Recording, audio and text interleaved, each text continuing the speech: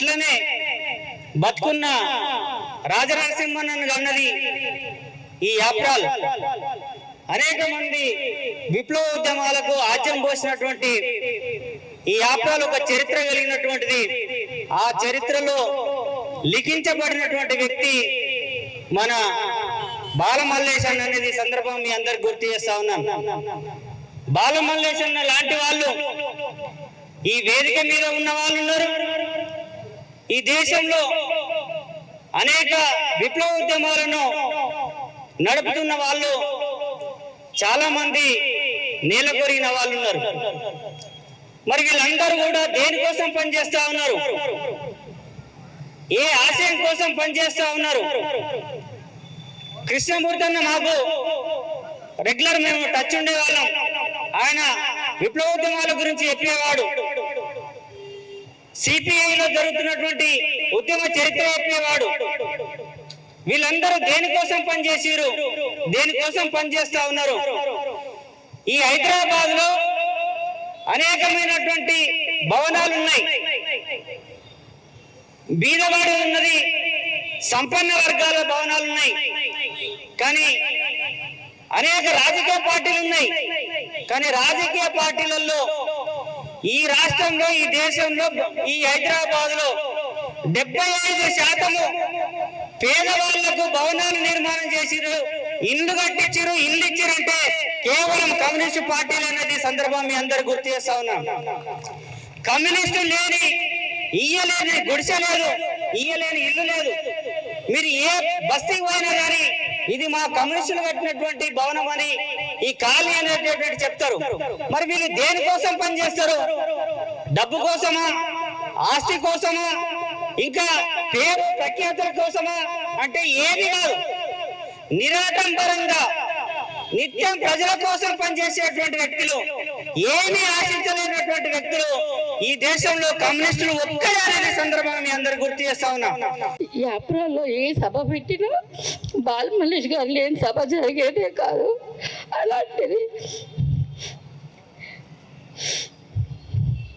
అలాంటిది నేను ఈ సత్తావ సభకు కూర్చుంటానని కళలో కూడా ఊహించుకోలేదు. ఒకటి మాత్రం చెప్పగలను, కామ్రేడ్, మా నాన్నగారు చేసింది 30 సంవత్సరాలు అయితే నా భర్త గారు చేసింది 40 సంవత్సరాలు పార్టీకి. ఈ పార్టీలో కూడా ఎన్ని అవకతవకలు అంతర్యాలు ఉన్నా కానీ పార్టీని ముందు తీసుకెళ్లడమే తప్ప తను వెనకం చేయలేదు. ఇంకోటి ఏంటంటే మేము ఆదర్శ వివాహం చేసుకున్న నుంచి మా అత్తగారిని ప్రతి ఒక్కరు పేదవాళ్ళనే అనేవాళ్ళు.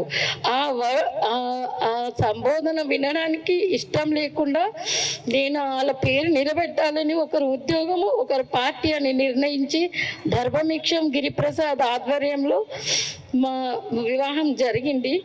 అప్పుడు ఇలాగే జరిగింది. ఇప్పుడు సంతాప సభకు కూడా అందరి గుండెల్లో ఉన్నారంటే ఒకటే చెప్పేదాన్ని, మీరు ప్రజల కోసం పని చేయాలి, నేను కుటుంబం కోసం పని చేస్తానని.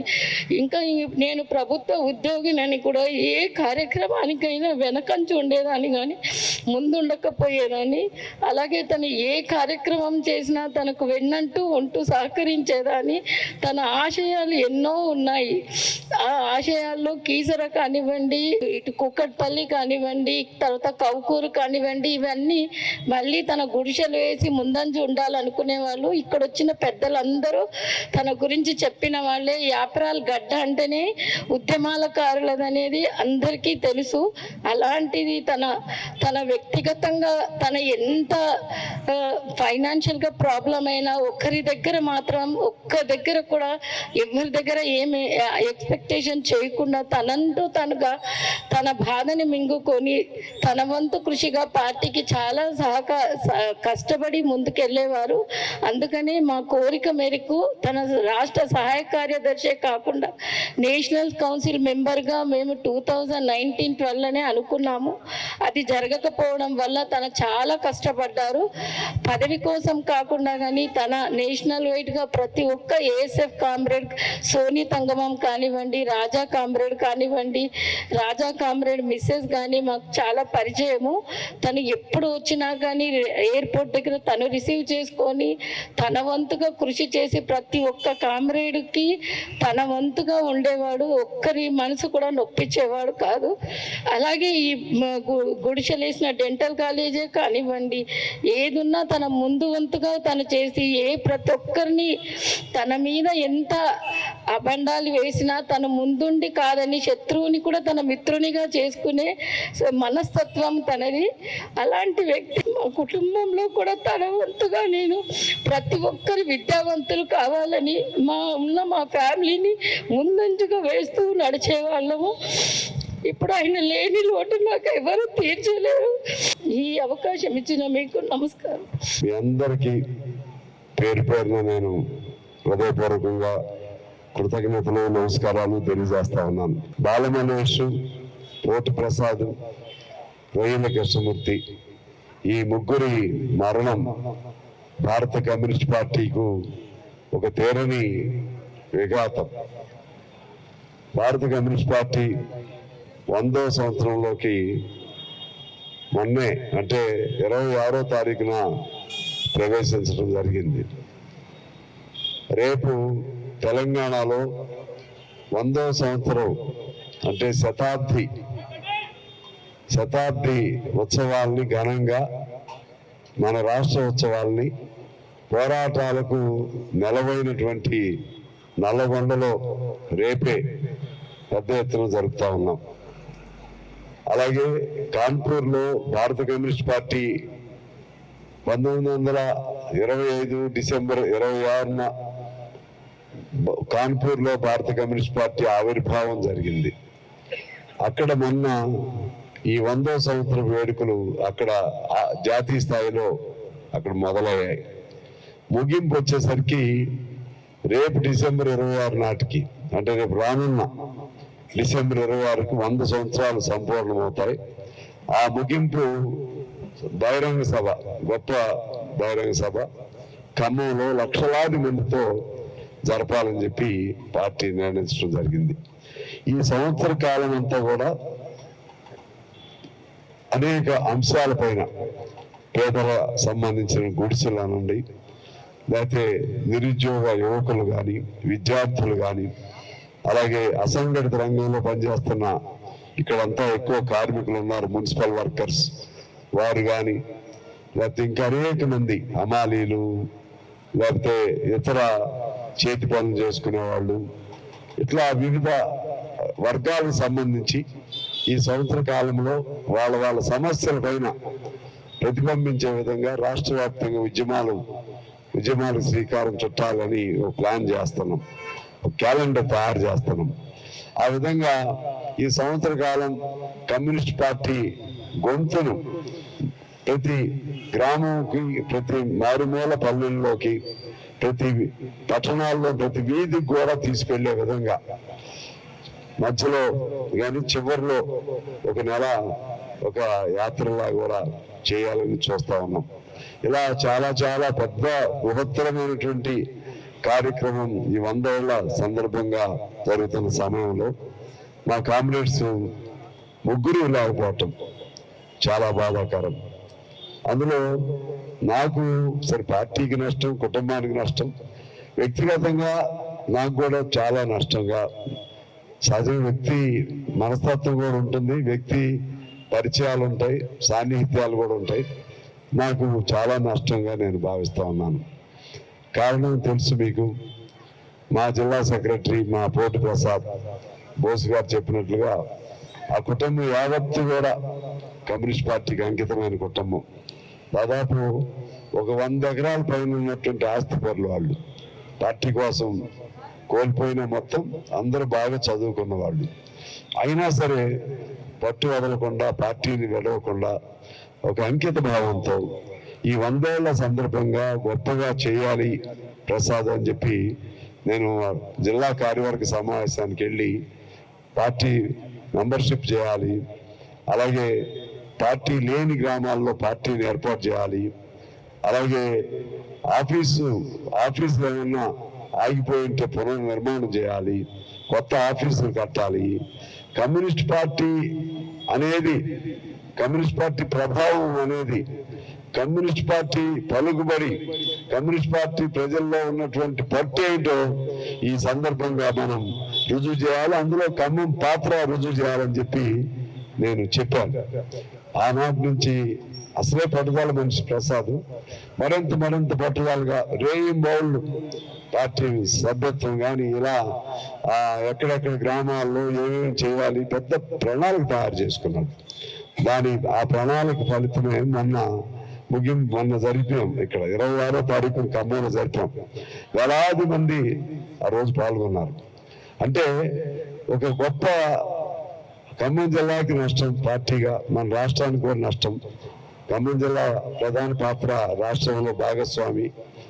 ఆ విధంగా నాకు కూడా రాష్ట్ర సెక్రటరీగా నాకు కుటుంబ పరంగా నాకు సాన్నిహిత్యం ఉండేది బాగా. వాళ్ళ అక్క చెల్లెళ్ళు అందరూ, వాళ్ళ అక్క కళావతి వీళ్ళందరూ మన మహిళా సమాఖ్య, ఆ విధంగా నష్టం జరిగింది అక్కడ.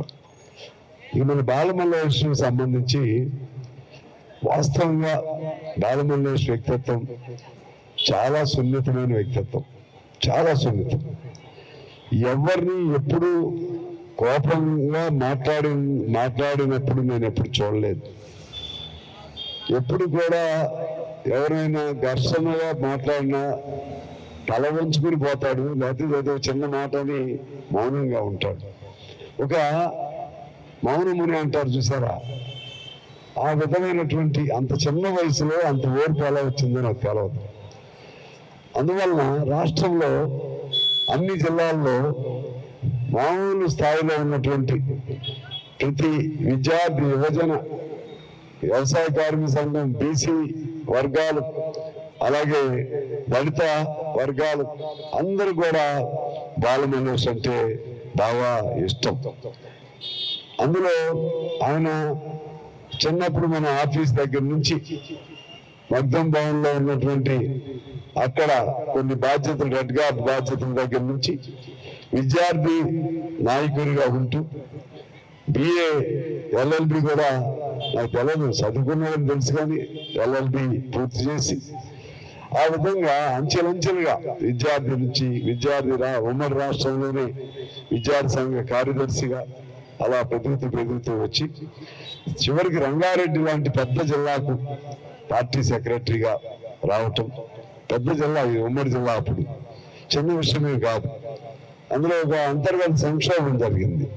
ఆ సంక్షోభంలో తను చిన్నవాడిగా ఉన్నప్పుడు కూడా బాధ్యత తీసుకుని ఇక్కడ ఉన్న పెద్దలందరూ కూడా బోస్ గారు లాంటి వాళ్ళు కానీ, ఇంకా అన్ని ప్రాంతాల్లో సాయిల్ గౌడ్ గారు కానీ, లేకపోతే యేసరత్నం గారు లాంటి వాళ్ళు కానీ, మహేష్ లాంటి వాళ్ళు ఇటుపక్క, ఇంకా వేరే ప్రాంతాల్లో అది కూడా రంగారెడ్డి చేవెళ్ళ, అవి కూడా రంగారెడ్డి కూడా పుస్తకాల నరసింహరావు కానీ, ఆ విధంగా అందరూ సహకరిస్తేనే అంత చిన్న వయసులో జిల్లా సెక్రటరీ అయ్యాడు. జిల్లా సెక్రటరీ అయిన తర్వాత మళ్ళీ విడిపోయిన తర్వాత ఆయన్ని రాష్ట్ర పార్టీ సహాయ కార్యదర్శిగా హైదరాబాద్ సెంటర్లో అందుబాటులో ఉంటాడనే ఉద్దేశంతో మేమందరం కలిసి రాష్ట్ర పార్టీలో ఆయన్ని సహాయ కార్యదర్శి అంటే చిన్న బాధ్యత కాదు. నేను సహాయ కార్యదర్శిగా నేను కూడా చేశా సెక్రటరీకి ముందు. అంత పెద్ద బాధ్యత అది. సహాయ కార్యదర్శిగా వరంగల్లో తక్కెళ్ళపల్లి శ్రీనివాసరావు, ఇక్కడ ఈయన్ని మేము అందరం కలిసి ఎంపిక చేసుకున్నాం. ఎంపిక చేసుకుని 2 నెలలు కూడా అవ్వలేదు సహాయ కార్యదర్శిగా. అదేవిధంగా ఇంతకుముందు మన రాజనరసింహ గారు చెప్పినట్టుగా జాతీయ సమితి కూడా గొప్ప, కమ్యూనిస్ట్ పార్టీలో జాతీయ సమితి అంటే నేషనల్ కౌన్సిల్ ఢిల్లీ, దానిలో కూడా ఈ మధ్య ఎంపిక ఒక మీటింగ్ కూడా రాలేదు. అది అంటే ఒక అంచెలంచెలుగా కమ్యూనిస్ట్ పార్టీలో మాకేం ఎమ్మెల్యే పదవులు, మంత్రి పదవులు అవి కోరుకోము. మేము కోరుకునేది ఏంటంటే పార్టీలో ఒకవేళ ఆ పదవులు రాకపోయినా కూడా చేశాడు కదా. ఆయనకంటే జూనియర్లు నేషనల్ కౌన్సిల్ అయినా కూడా ఆయన ఏమి మాట్లాడలేదు. కావాలని అనుకున్నాడు కానీ అవ్వలా ఒకసారి. ఆయన కూడా ఏం మాట్లాడాల, పార్టీ మీద ఎదురు చెప్పలేదు, నా మీద ఎదురు చెప్పలేదు. నేనంటే బాగా అభిమానంగా ఉండేవాడు బాలమల్లేష్, చాలా అభిమానంగా ఉండేవాడు, ఎక్కువ మాట్లాడేవాడు కూడా కాదు. ఇది చెయ్యి బాలమల్లేష్ అంటే మీరు ఏం చెప్తే చేస్తానన్నా అనేవాడు. అట్లా కాదంటే లేదు మీరు చెప్పే దానిలో రీజనింగ్ ఉంటుంది కాబట్టి నేను చేస్తానన్నా అనేవాడు. అయినా సరే అవకాశం కలగకపోయినా కనీసం ఆ లోపల ఉన్న అసంతృప్తి ఒక్క నిమిషం కూడా వ్యక్తం చేయలేదు. ఆ విధంగా అవకాశం వచ్చింది, అయ్యాడు.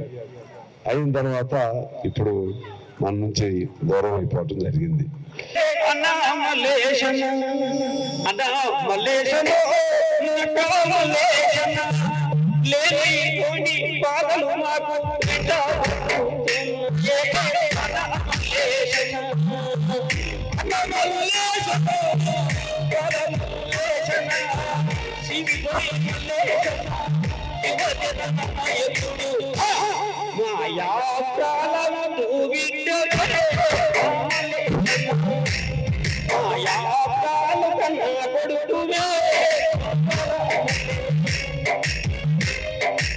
అట్లాగే బాలకృష్ణ సృష్టించిన మార్గంలో ఈ రోజు యువతకు ఒక హెచ్చరిక నాది. ఈ రోజు డ్రగ్స్ గంజాయి వ్యాపారాలుగా చుట్టుకుపోతున్న కాలనీలలో యూత్ కూడా బానిసలై తిరుగుతున్నారు డ్రగ్స్ కు. ఆ డ్రగ్స్ ను తరిమివేసే వరకు కూడా యువజనులంతా మేల్కొండాలని చెప్తూ మన బాలమల్లేశ్ని స్ఫూర్తిగా తీసుకొని మనం ఇంకా ఆయన ఆశయాలను లక్ష్యాలను ముందుకు తీసుకుపోవాలని చెప్తూ Please subscribe to the channel and download the Politicos app from the links in the description.